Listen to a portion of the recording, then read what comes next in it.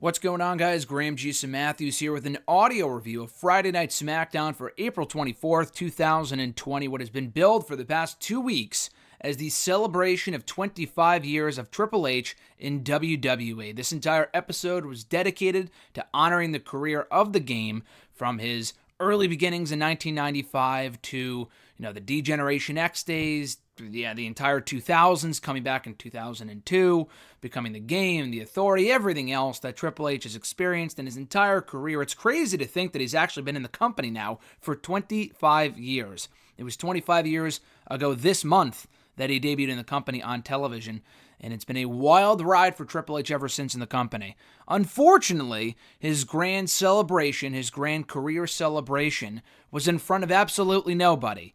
And the only people that could show up for his grand celebration were none other than his best friend Shawn Michaels, and none other than his father-in-law Vincent Kennedy McMahon, who was already there anyway at the SmackDown taping. Ric Flair FaceTimed in, his own wife couldn't even make it, Stephanie wasn't even there, she had to FaceTime in as well. It was a good little segment. I'll talk about it more in detail as we go along here. But that's what this episode was all about. That was supposed to be their big draw for this show. Based off of early numbers that I've seen for this episode, ratings-wise, it didn't do too well. And it really doesn't matter what they do with these shows. They brought back Stone Cold Steve Austin for 316 Day a month and a half ago. Can't remember that doing a big rating for Raw at that point.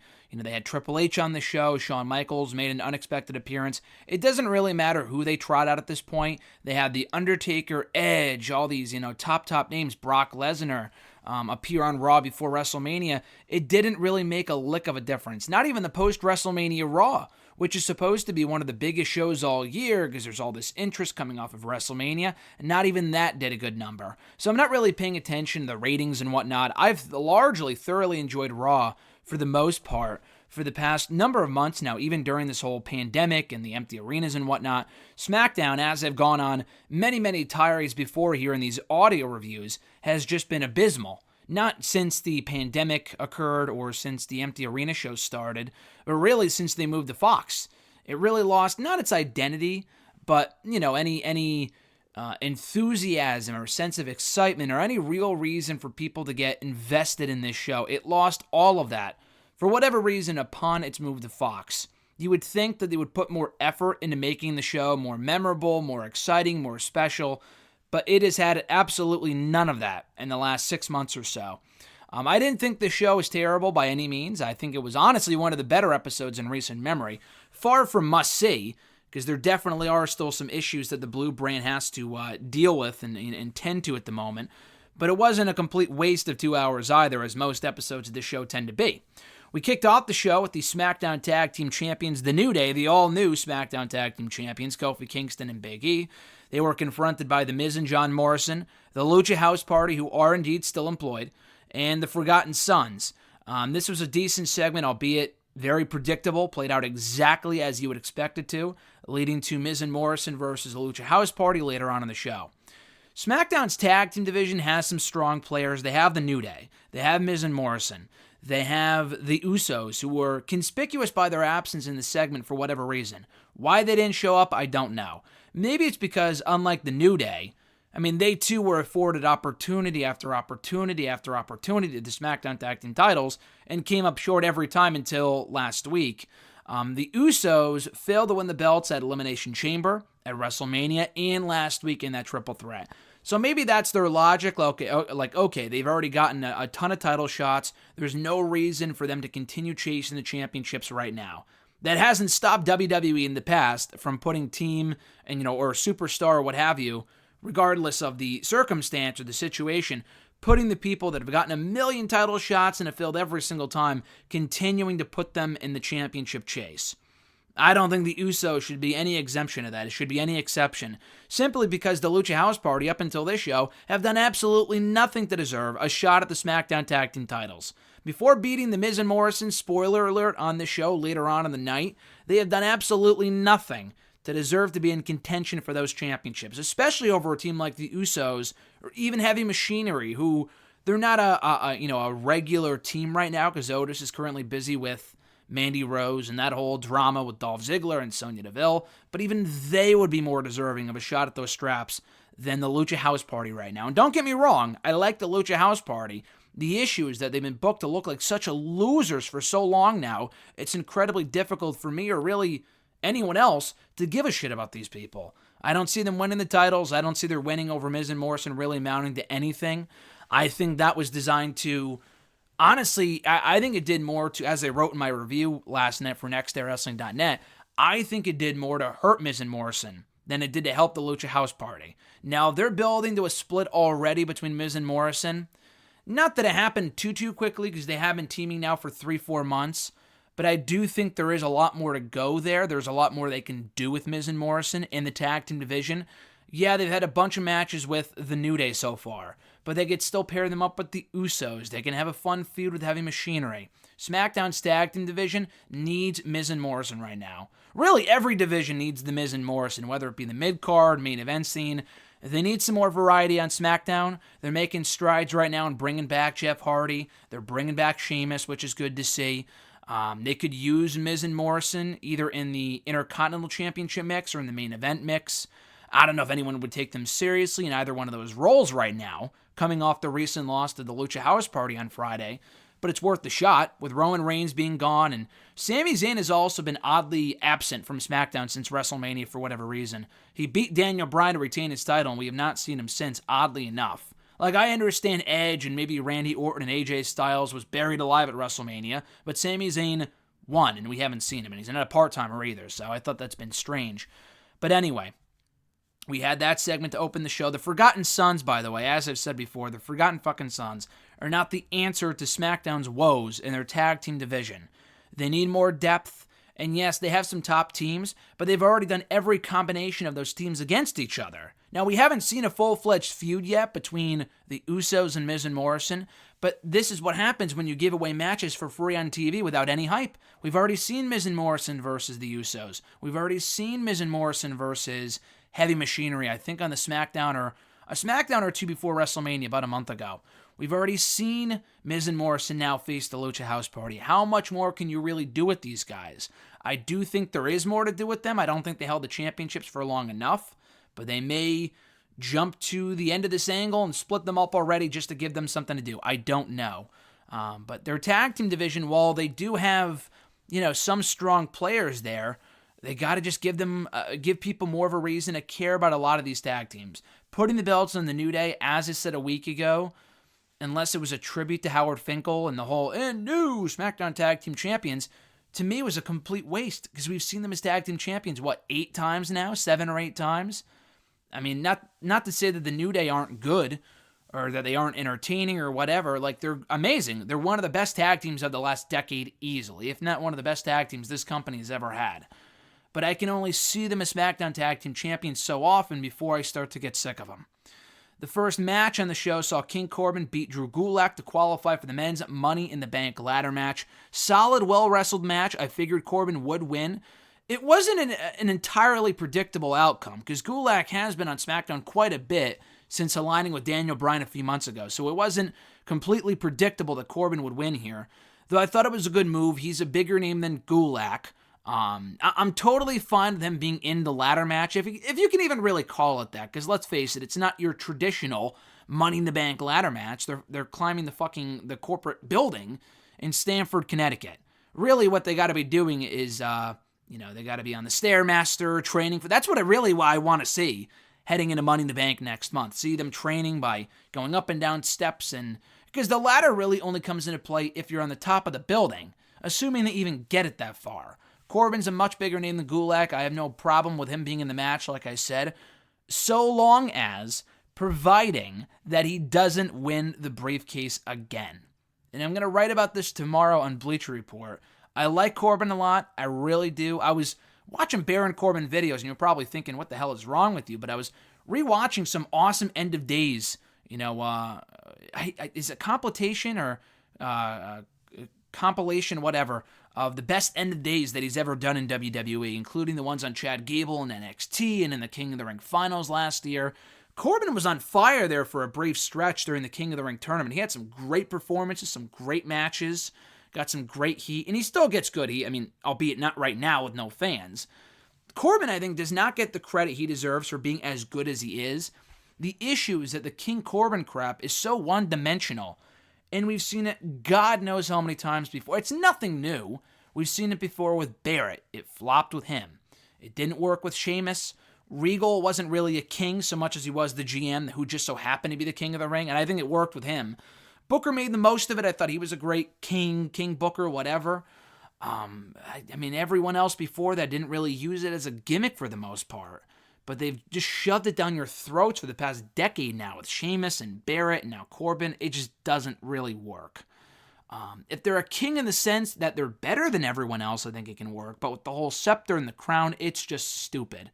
Thankfully, this whole social distancing stuff has spared us from the throne that Corbin typically comes out on. I've enjoyed not having to sit through that anymore, so I think that's a plus. If there's any upside of this whole situation, the current circumstances. But the king crap has got to go. It's got to go. Not to say that he can't be world champion, and people will scoff at that statement saying, oh, Baron Corbin should never be world champion. Honestly, and I've gone on record in saying this, when he won the briefcase 3 years ago, I thought it was the perfect move. He was ready for that spot. He was getting good heat. He was having great matches. He was ready for the main event spotlight. And then they had him, as he alluded to in a post-show video on WWE.com and their YouTube channel. I forgot who he was talking to, Renee Young or Sarah Schreiber or Caleb Braxton. I think it was Caleb Braxton. Either way, he brought up how he's won the briefcase before, but it was because of John Cena, who had said that, not just behind the scenes, and I'll talk about that in a second, but actually in front of the scenes in storyline, he was the reason why Baron Corbin lost the briefcase back in August of 2017. He cashed it in on Jinder Mahal on a random SmackDown like 2 days before SummerSlam, so uneventful, and he got rolled up in 10 seconds because John Cena distracted him. Apparently there was a rumor going on at that point that Cena was kind of the reason why Corbin was depushed, and that was why his Money in the Bank cash-in was thwarted, was because Cena didn't either approve of Corbin's push, didn't think he was ready. They had an issue with Corbin because he stood up for himself backstage or something along those lines. I remember reading reports about it. Whether they're true or not, they abandoned all hope for the future of Corbin at that point, and they've pushed him very heavily since then. He's been the United States champion. He's run Raw. He's won King of the Ring. He retired Kurt Angle at WrestleMania. He's had a lot of great accomplishments.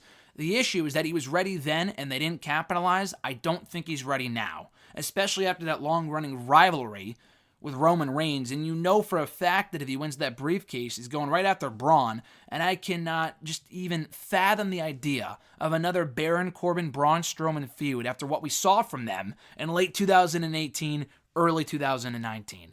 So hopefully he doesn't win and he's just there to fill a spot. As of right now, we have one more spot to go in the men's Money in the Bank ladder match.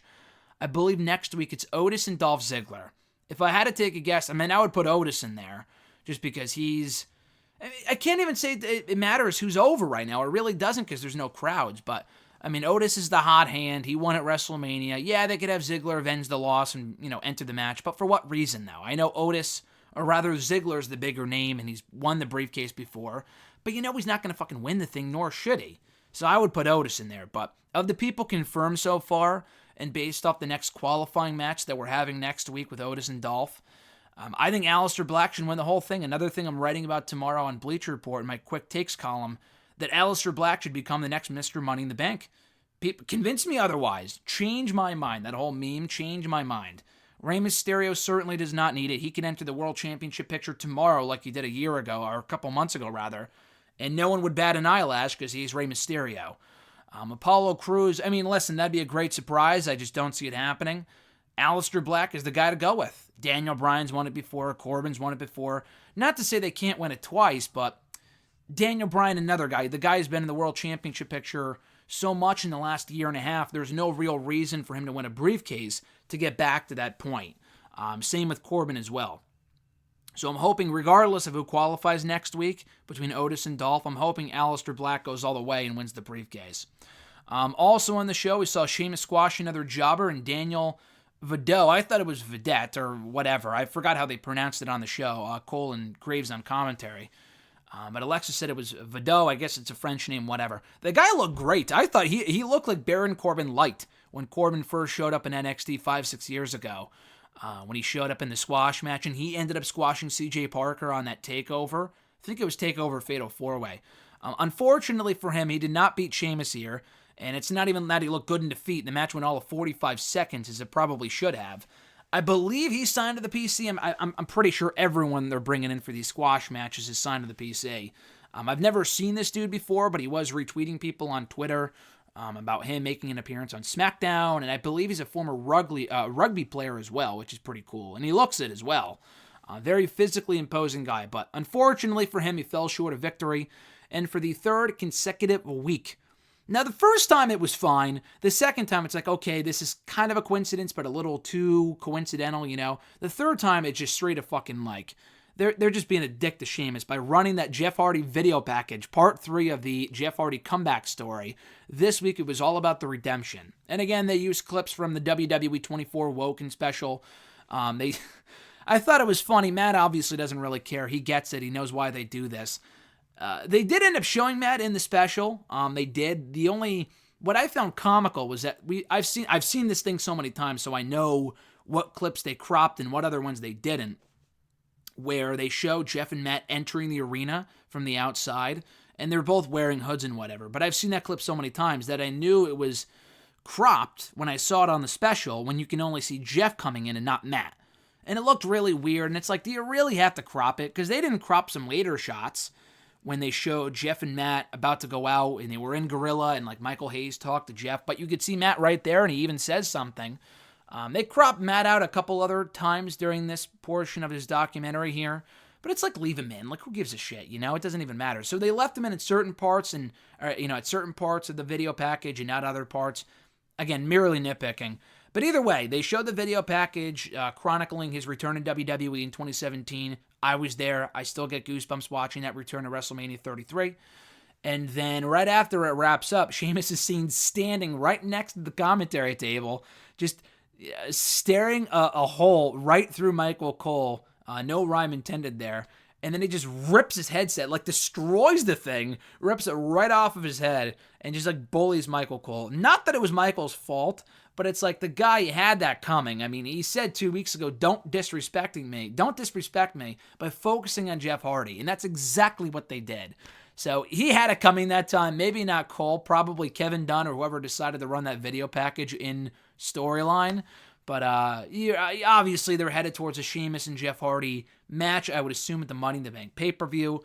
As I've said before, I believe here on these audio reviews, it's more of a question of who you have go over.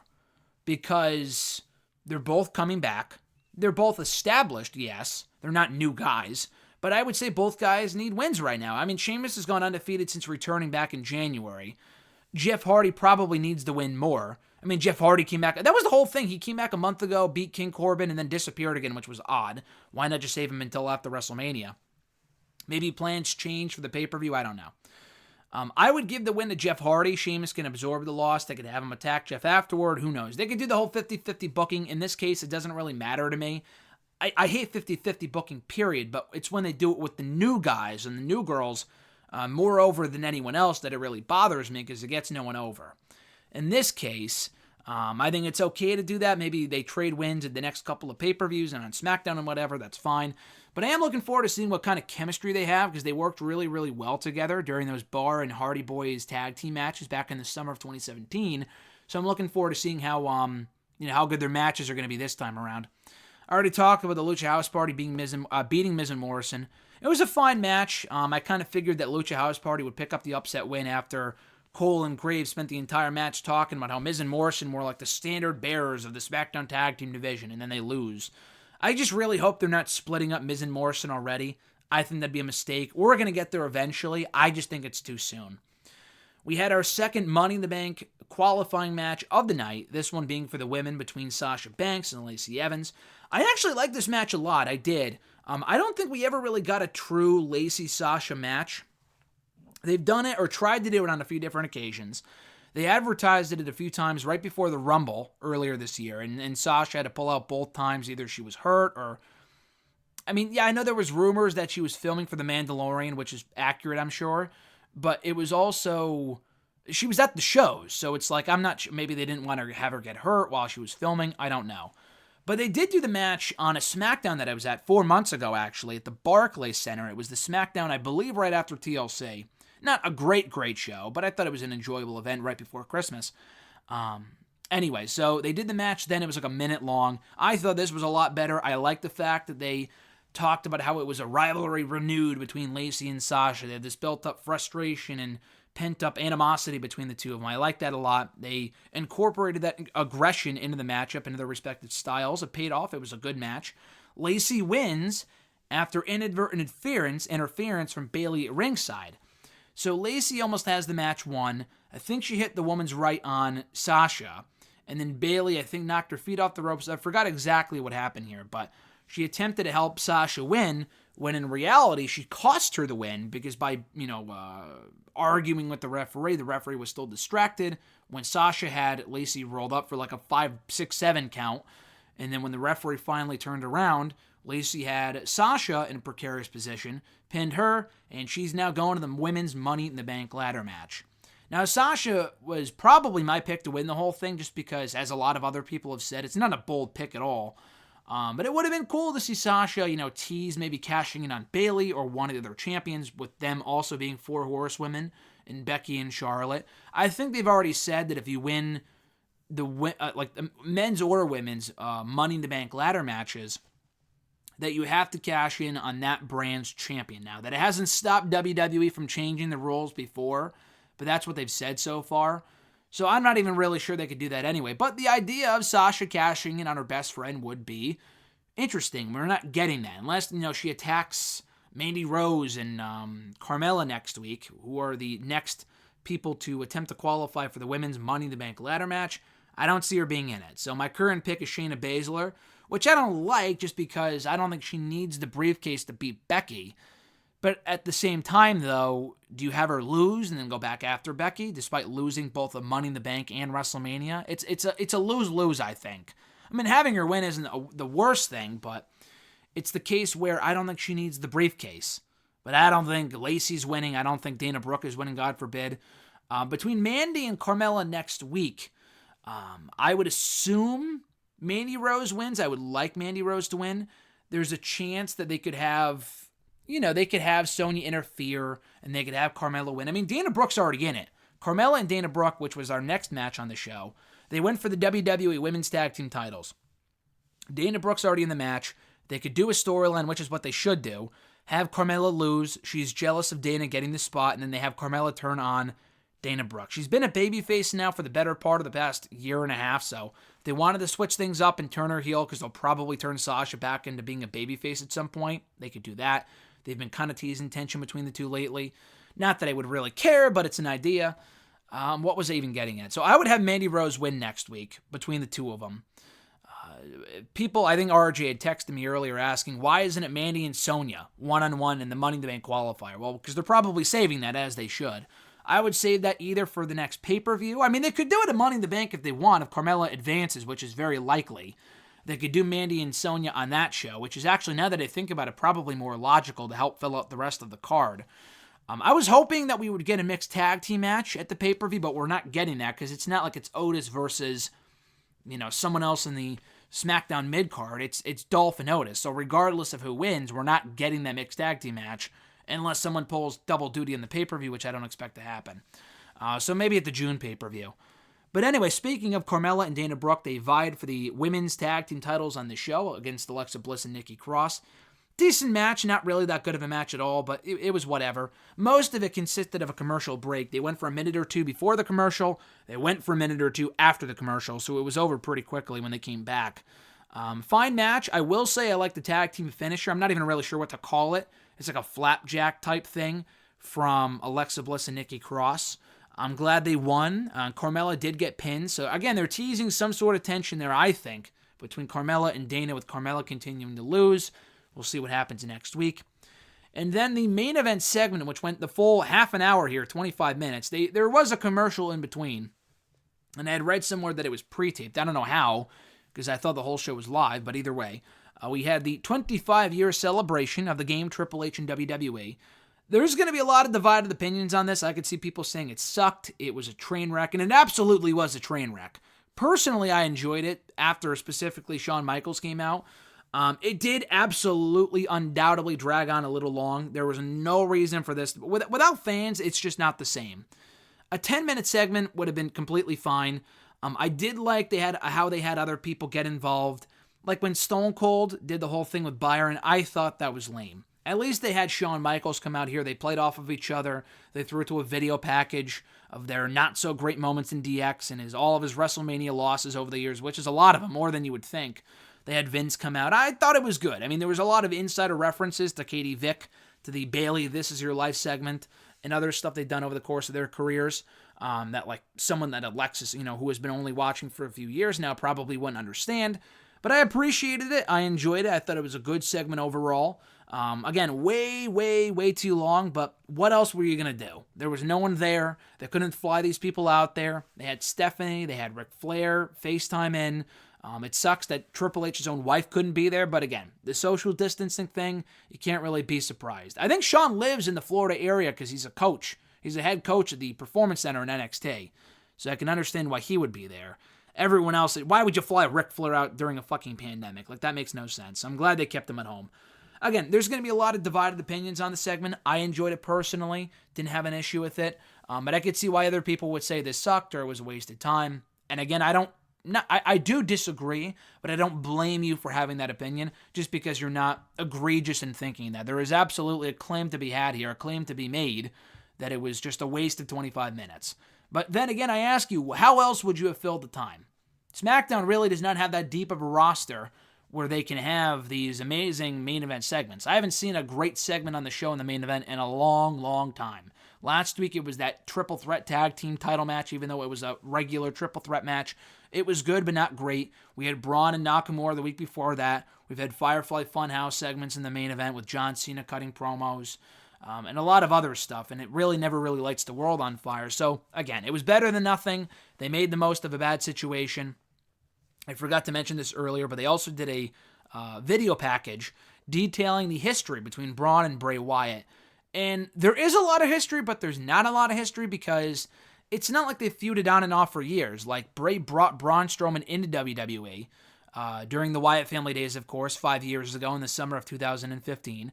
They won't show Dean Ambrose in any other light on WWE TV other than him getting beat up by Braun Strowman. So I thought that was funny because that was his first feud in WWE was with the Shield with Ambrose and Roman. So they show Braun Strowman beating up Dean Ambrose.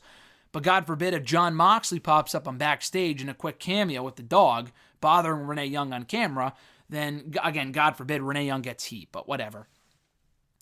So I thought the video package was good. Again, like I said, they detailed their history dating back 5 years ago and how Braun Strowman then broke off on his own. And then that was it. They never crossed paths after that until a couple of weeks ago. I mean, they did have the Fiend lay out Braun. I thought they might mention that. It was kind of random, so I could see why they wouldn't. But they did have the Fiend lay out Braun on Raw late last year. And I thought that was cool because it's like, oh, okay, they have history. Now they're finally revisiting that rivalry. But I stand by what I said last week, that it's too soon to be doing this storyline. I think it would be best saved for SummerSlam, crowd or no crowd. I'm heavily doubting that that's going to happen at this point. And I hate to say that because it's supposed to be in Boston. I would love to be there for the weekend. Doesn't look like that's going to happen at this point, unfortunately. That being said, though, I think Bray and Braun is a good feud. It's just too soon. So we'll see where they go with it. It will be Bray Wyatt, not The Fiend, facing Braun at the pay-per-view. So like I said last week, I do expect Braun to walk out still the Universal Champion. And that was SmackDown. Again, not a completely deplorable show overall, not as bad as other weeks. It wasn't a great show. It wasn't like a must-see show by any means. If you missed it, you missed absolutely nothing. The Triple H celebration wasn't as grand as it probably should have been. But again, what else are you going to do? There's really not much more you could do with these current circumstances. I think Raw is a much more streamlined, better, more entertaining, compelling show, but that's just me. I thought the qualifying matches were all right. Gulak and Corbin was whatever, and the outcome was what it should have been. Lacey and Banks probably the best thing on the entire show. The tag team title match was whatever. Lucha House Party versus Miz and Morrison. The tag team division needs help. I thought the Jeff Hardy video package was well done. And there will be a part 4 next week, by the way, focusing on the comeback. Probably this comeback and not the 2017 comeback, because I thought that's what that was. I thought that was the comeback, but apparently not. So anyway, that was it for Friday Night SmackDown, April 24th, 2020. Decent show, albeit not terrible, not great, just right there, middle of the road show. What more can you expect from SmackDown at this current point in time, So thank you guys, as always, for checking out this review right here on YouTube or on nextairwrestling.net, what have you. You can like the video, drop a comment, share the video, and subscribe to the channel for more daily content. I believe tomorrow there's a new ride-along going up on the WWE Network, so I should have a review of that up at some time tomorrow, so keep an eye out for that. A lot of new content between the WWE Network stuff, Total Bellas reviews, Dark Side of the Ring reviews, hashtag SGSM, Wrestle Rant Radio, exclusive interviews, and so much more. So no better time to subscribe to the channel than right now. That the awesome opportunity to interview a ton of great people in recent weeks, specifically Jim Ross 2 weeks ago. That interview is up right now on Wrestle Rant Radio from not this past Thursday, but the Thursday before that. So check that out. And then another very special individual coming up very soon on Wrestle Rant Radio. So until next time, guys, I should be back next Saturday with an all-new SmackDown review. Hopefully it's a better show, but again, I've been asking that for months now, and nothing's really quite happened by this point. So we can only hope, but I won't get my hopes up. I will say that much. Until then, guys, enjoy the rest of your week, and I'm Graham G. Matthews, and I'll catch your ass down the road.